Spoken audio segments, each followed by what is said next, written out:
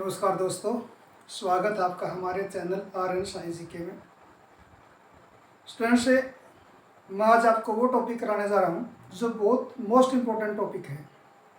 और ये टॉपिक जो ऐसा है कि जो फूड से रिलेटेड है, यानी कि फूड कंपोनेंट्स के बारे में। आप जब भी किसी एग्जाम के अंदर बैठते हो तो आपको फूड कंपोनेंट्स जैसे कार्बोहाइड्रेट्स के बारे में, वसा, प्रोटीन, विटामिन, खनिज लवण के बारे में जो आपको तकरीबन क्वेश्चन पूछा जाता है। अब इसको अगर आप पूरे टॉपिक को एक बार करोगे तो क्लियर नहीं होगा। हम इस टॉपिक को डिवाइड करके करेंगे और क्वेश्चन आंसर के तौर पर करेंगे इसको। तो बने रहिए हमारे साथ और वीडियो को लास्ट तक देखिए। अगर आपको वीडियो पसंद आए तो इसको लाइक, शेयर और सब्सक्राइब जरूर करिए, ताकि जब भी आपको मैं नई वीडियो डालूँ तो आपको नोटिफिकेशन सबसे पहले आ जाए। आप बेल आइकन का बटन दबाओगे तो नोटिफिकेशन आपके पास जरूर आ जाएगा। तो ये जब आप कंपटीशन एग्जाम में बैठते हो, चाहे HSSC का हो, चाहे वो आप CET हरियाणा का जो एग्ज़ाम अभी होने जा रहा है, जो जिसके बेस पर ग्रुप डी की और ग्रुप सी की जो वैकेंसियाँ भी आएंगी, और उसको अप्लाई करना भी ज़रूरी है। CET एग्ज़ाम का जो फॉर्म भरना भी 31 मई तक उसकी लास्ट डेट है। तो वो फॉर्म में अप्लाई करिए और तैयारी भी अपनी कंटिन्यू रखिए।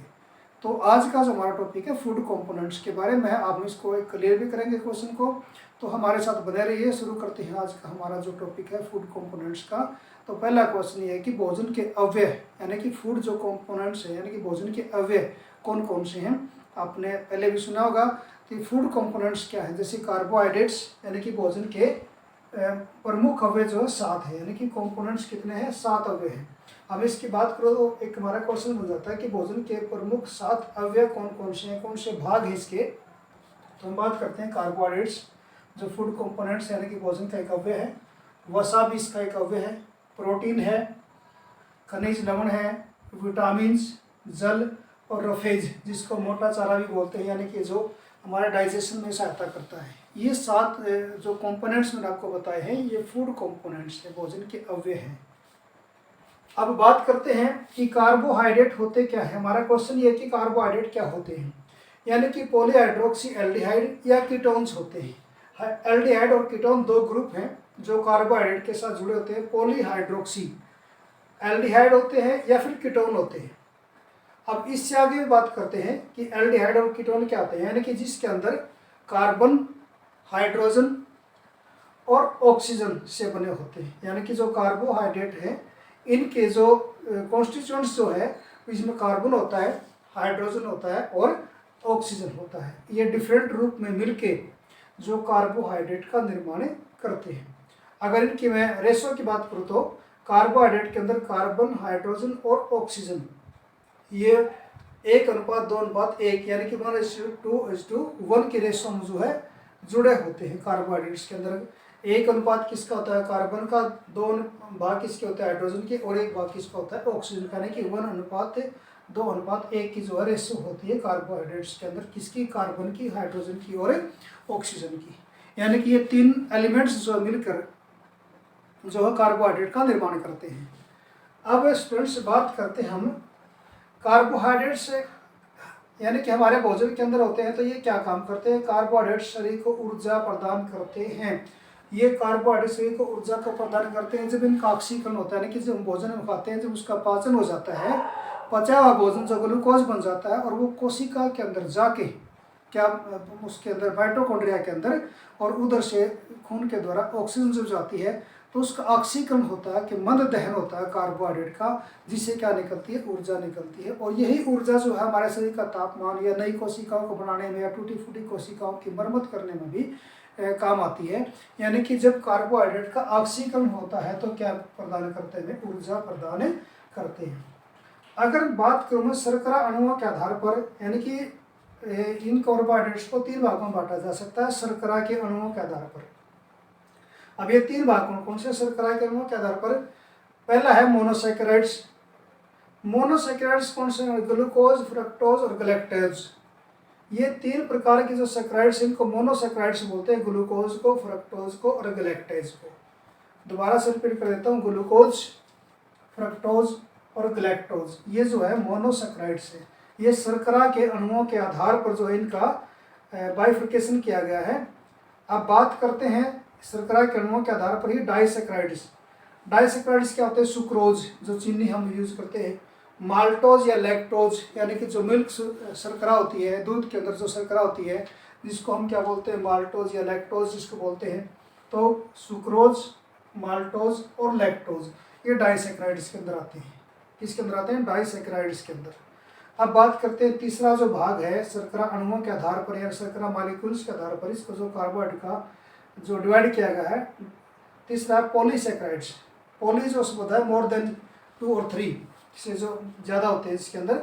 पॉलीसैकेराइड्स जैसे सेलुलोज है, स्टार्च है जो आलू के अंदर पाए जाते हैं, ग्लाइकोजन है जो जंतुओं के यकृत के अंदर पाए जाते हैं, काइटिन प्रोटीन है, हैलोरिक अम्ल है, ये सारे के सारे क्या है, ये किसके अंदर आते हैं? पॉलीसैकेराइड्स के अंदर आते हैं।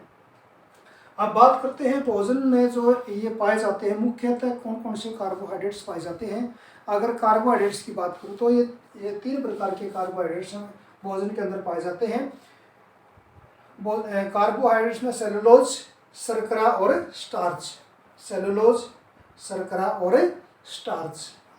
अब ये इनका सोर्स क्या है, यानी कि सेलुलोज का, शर्करा का, स्टार्च का जो ये कार्बोहाइड्रेट है ये इनका सोर्स क्या है, यानी कि कहाँ से ये हमें प्राप्त होते हैं।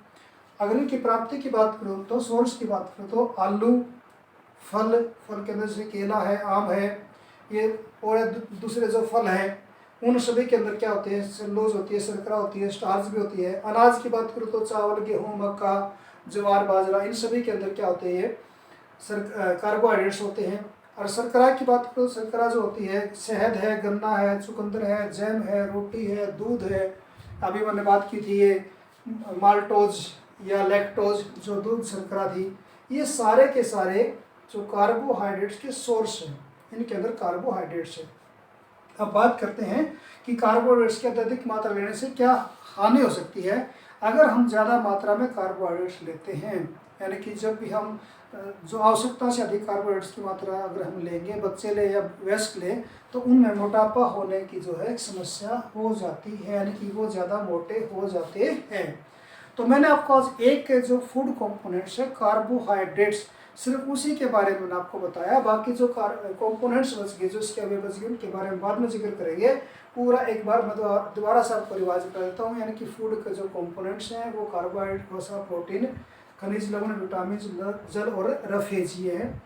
इनमें हमने बताया कि ये कार्बोहाइड्रेट्स क्या होते हैं, इनमें कौन कौन से एलिमेंट होते हैं। कार्बन होता है, हाइड्रोजन होता है और ऑक्सीजन होता है। इनकी रेशो की बात करूँ तो कार्बोहाइड्रेट्स के अंदर ये 1:2:1 के रेशो होते हैं। मैंने पूरा आपको रिवाइज कराया है। ये मोनोसेक्राइड, डाइसेक्राइड, पॉलीसेक्राइड, इनको एक बार दोबारा देख लो। इनमें जो है मोनोसेक्राइड्स में ग्लूकोज, फ्रक्टोज और गैलेक्टोज, ये तो मोनोसेक्राइड शुगर हैं। डाइसेक्राइड्स की बात करूँ तो सुक्रोज, माल्टोज, लैक्टोज, ये डाइसेक्राइड शुगर हैं। और पॉलीसेक्राइड की बात करूँ तो सेलुलोज है, स्टार्च है, ग्लाइकोजन है, काइटिन है और हैलोरिक अम्ल है। ये सारे के सारे मोनो, डाई और पॉलीसेक्राइड शर्करा के जो आधार पर कार्बोहाइड्रेट्स को बाइफरकेट किया गया, शर्करा की उपस्थिति के आधार पर किस प्रकार की शर्करा पाई जाती है। तो आज का हमारा ये स्टूडेंट से फूड कंपोनेंट्स का टॉपिक था और उसका एक भाग मैंने आपको कराया कार्बोहाइड्रेट्स। इसमें बहुत सारे प्रश्न बन जाते हैं। मोस्टली जो प्रश्न पूछे जाते हैं वो ये शर्करा से पूछे जाते हैं। भाई इनमें ये किस प्रकार की शर्करा है, माल्टोज है, लैक्टोज है, किस प्रकार की शर्कराइज है, मोनोसेक्राइड है, डाइसेक्राइड है, पॉलीसेक्राइड है। तो उम्मीद आपको ये प्रश्न पसंद आए होंगे। अगर आपको प्रश्न पसंद आए हैं तो वीडियो को लाइक करिए, शेयर करिए, सब्सक्राइब करिए, ताकि आगे भी हम जब फूड कंपोनेंट्स की बात करें तो सबसे पहले नोटिफिकेशन आपको ये आए। तो हम फिर दोबारा से मिलते हैं, बने रहिए हमारे साथ। आज के लिए इतना ही, मिलते हैं एक नए वीडियो के साथ।